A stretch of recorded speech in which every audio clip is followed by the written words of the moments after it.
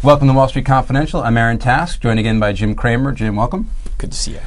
Thanks for being here. There's a lot of economic data out today, but I want to talk about something else first. Again, today we have the misdirection from the futures. The futures pointing to an up market, and as of right now, stocks are down again. Is this just because it's the holiday period that we're seeing this? You know, a lot of times when I was short at my hedge fund and I was positioned short, meaning I needed it down, I would create a level of activity beforehand that could drive the futures. It doesn't take much money.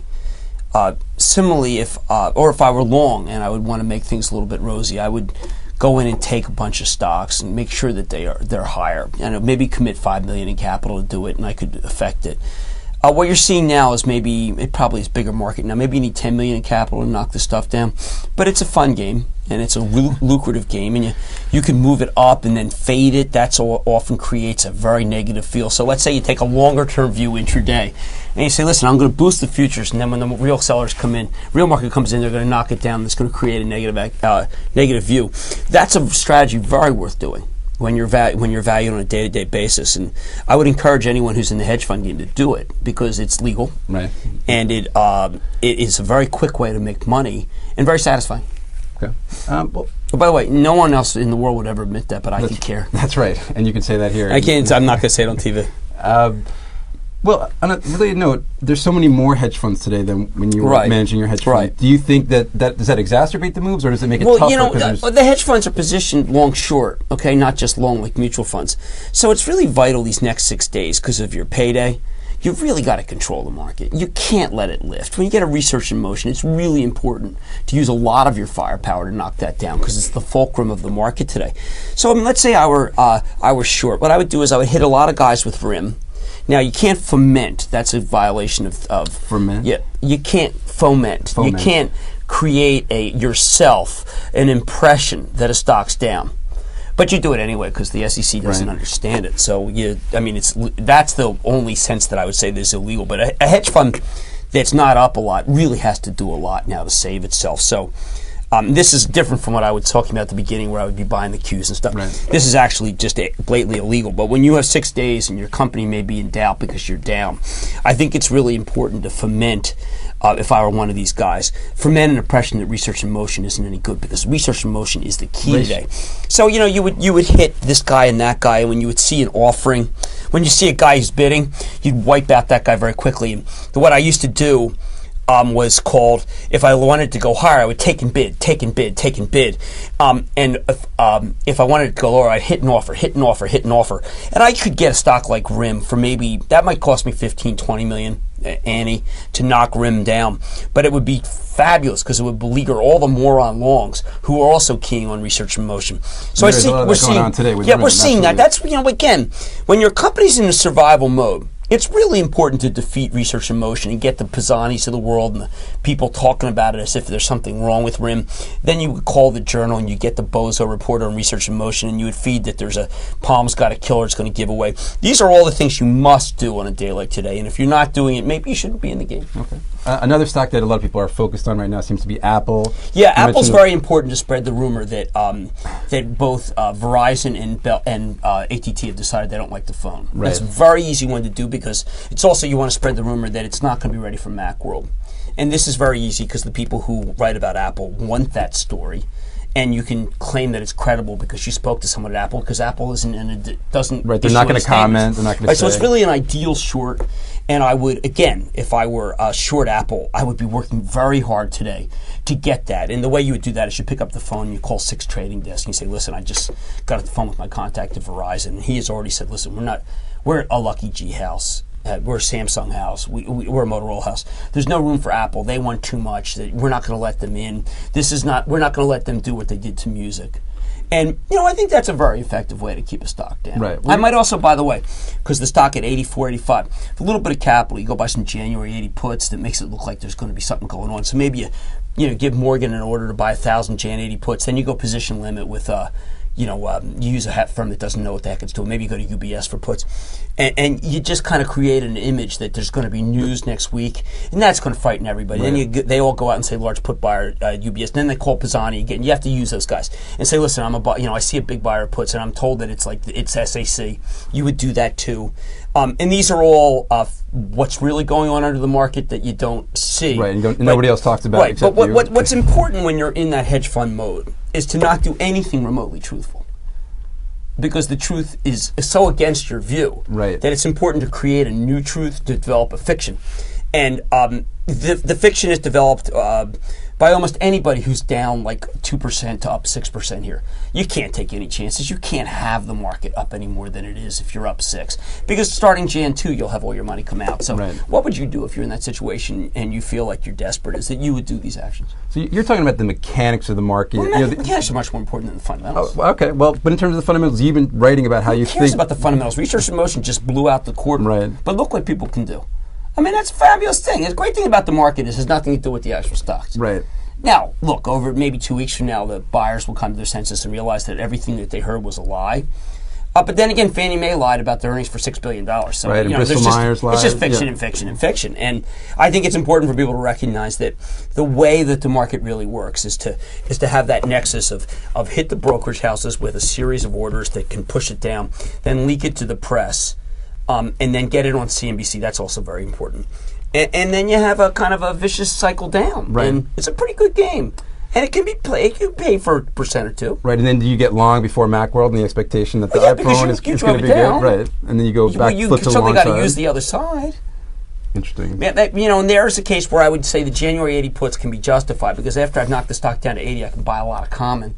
And then you play it right into Macworld where they'll probably introduce the phone and Verizon's going to take it. Okay.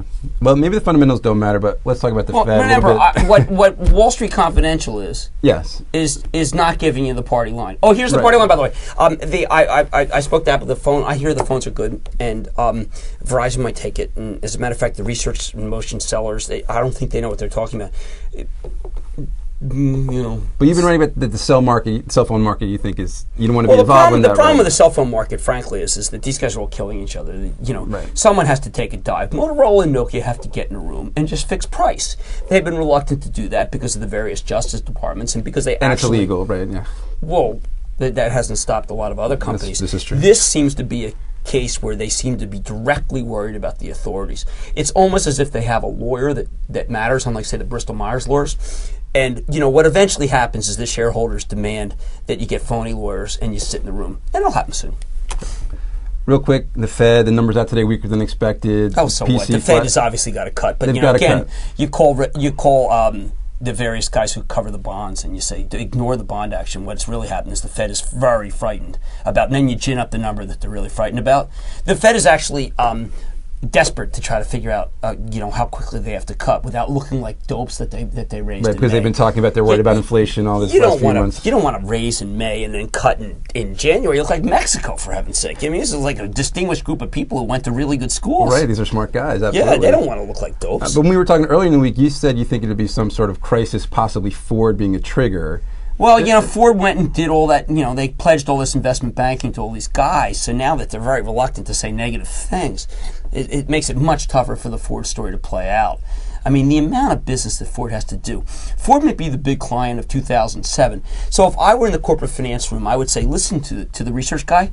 I said, listen, I spoke with Mullally. I actually have the inside. The plan works. So then you're the research guy and you say, oh, man, what do I do? It's bonus time. I'm not going to be a total idiot. Spitzer's going to Albany. Let's get back in the game. Right. I think that's important. Is it possible then? Because a year ago at this time, a lot of people were saying GM's about to go bankrupt, and of course the stock's up 50-some-odd%. Well, could Ford be that stock? They're GM. No, but GM. The difference between Ford and GM was that GM's balance sheet was never really. It turns out wasn't that bad.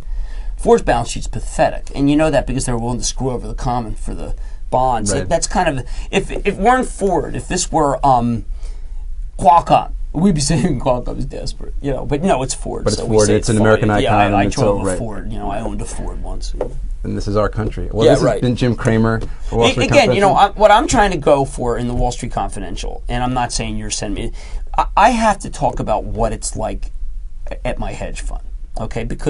And what other hedge funds do, because the difference is that if this is an intraday show, and you need to know what I know is going on.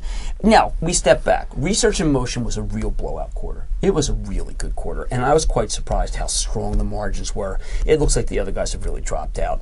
It's a terrific story. Should it be up 6? Yeah, I think so. But, look where we are. It's Friday.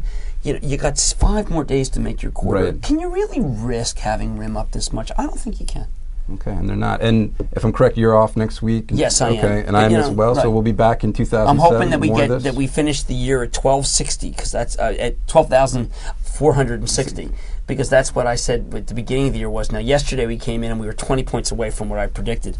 I want to nail it. Do you have a forecast for 2007? Yeah, but I'm not. It's over a series of 5 days, so people have to go to realmoney.com. Check it out on realmoney.com. And Jim, thanks very much for being here. I'm Aaron Task. Stay tuned for more of TheStreet.com TV. Welcome to the Crypto Teacher. And guys, please like and subscribe. If you do like what you're listening to, please inform your friends and family. It's imperative time you get back to learning finances and understanding how the world really works. Because once you understand how the world really works, then you understand everything is planned. Now, guys, I want to thank those who donated to the Cash App, Patreon, also those who purchased the books, Cryptoteacher NWO book. Of course, we're going to get into Bitcoin first. What is it? It's the weekend. So we know institutional investors coming on the weekends. So what are we going to do? We're going to pay attention to the stable coins, XRP, of course, and then also the volume. Now remember, institutional investors are in the market now, and now it's starting to come out that they're in the market. Now we had, of course, Grayscale saying hedge fund investors and institutional investors are coming in. Now, of course, when hedge fund guys come in, we know they play tricks, guys. We know they play tricks. So we have to, pay attention to the fundamentals. Now, you just listened to Cramer, which is one of the funniest videos. I probably watch that video probably every 3 to 4 months because the video is hilarious when you see him up on television versus him being a real guy, speaking the truth on how he hustles. That's all it is. He's hustling. And basically, it gives you another side of him. But definitely, hedge funds are definitely a hustle. They do it all the time to Apple. I've made plenty of money off of Apple because what they'll do is they'll talk it down and then it goes right back up. Because Apple, of course, fundamentally, if you look at their numbers, 10K report, everything lines up. So the fact that their stock is going right back up, of course, it just hit all-time highs. But the fact is that we have also Coinbase wanting to, of course, give our information to the DEA and IRS. Guys, we already know Coinbase. It's okay to purchase on Coinbase. Coinbase Pro, of course, is the best one. And then, of course, you move your money off the exchange. Plain and simple. Move your stuff off the exchange because the fact is that basically they're definitely going to keep track of you. So if you go back to them to cash out, you better be paying your taxes because they're definitely going to stay on you. That's all you ever hear him talk about is paying taxes. So the fact is that basically, of course, if you have an LLC, do it under your business. Of course, you have to think business-wise. So therefore, you get around the same way they do. That's how they end up accumulating wealth from not paying taxes. So we clearly know the game is rigged. So what are we going to do? We're going to follow their same methods. Same thing they do. Now, getting over to world news, basically we have Delta going to be stopped flying to 11 cities. We see airline stocks starting to go up. Of course, Trump made the comment about Warren Buffett selling too early, but we know this is all a game. Now, we have Trump removing 9,500 soldiers from Germany. So, guys, we know, just like I stated, the United States, China, World War III is definitely going to be happening towards the end of the year. You already see it getting... From the Anthony Sutton videos, we clearly know this was all planned a long time ago during Reagan's term as president. And then also, basically, you have U.S. revising China flights. Remember, I went over that they were going to be banning the flights. Now they're revising it just like I said, guys, we know this is all a plan. We also have the billionaires get over 565 billion back from the stock market from it coming right back up. So, guys, we know what 85% of the stock market is owned by the top 10%. So they make it go up, go down. I wanted to let you listen to Cramer because clearly this is all a game, guys. So as long as you're getting in, playing the game along with them, we win right along with them. So we know the stocks that they own, we invested. Because yes, they may go down, but they're going to go right back up. You just got to have the patience. But guys, that's all I have for you. Don't forget about the books, Cryptoteacher and WO book. Also, your cryptos, Coinbase, Bitrue, Binance. Never ever bet against the banks. Your bank stocks, Cobalt, chip stocks, and gaming. Of course, gaming is going to be big. Everybody's sitting at home. Don't forget about those stocks. We have the C word. Don't forget about the biotech stocks. And of course, everybody's out of work. What are they doing? Drinking and smoking weed. Don't forget about those stocks. And y'all have a wonderful day.